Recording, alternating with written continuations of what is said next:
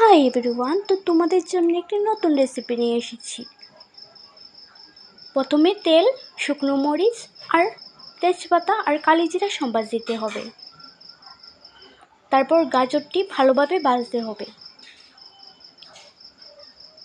ভাজা হয়ে গেলে তোমাদের মরিচ আর আদা দিয়ে নিতে হবে, ভালো করে ভাজতে হবে।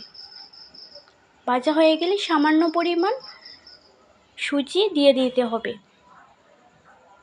তোমরা যতটুকু প্রয়োজন তোমাদের।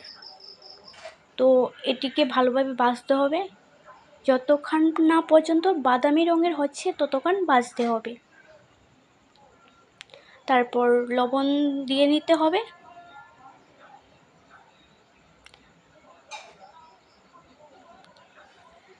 তারপর ভাজা হয়ে গিয়ে জল দিয়ে নিতে হবে সামান্য পরিমাণ, যাতে সেদ্ধটা ভালোভাবে হয়। তো সেদ্ধ হয়ে গেলে নামিয়ে নেব এখন টেস্ট করার জন্য। খেয়ে দেখব কেমন হয়েছে। আগেও খেয়েছি, অনেক স্বাদ হয়েছে। তো এখন ভাবলাম তোমাদের সঙ্গে শেয়ার করি, তাই করলাম।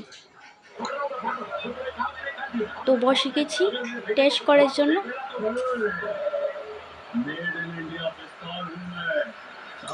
অনেক সুস্বাদু হয়েছে।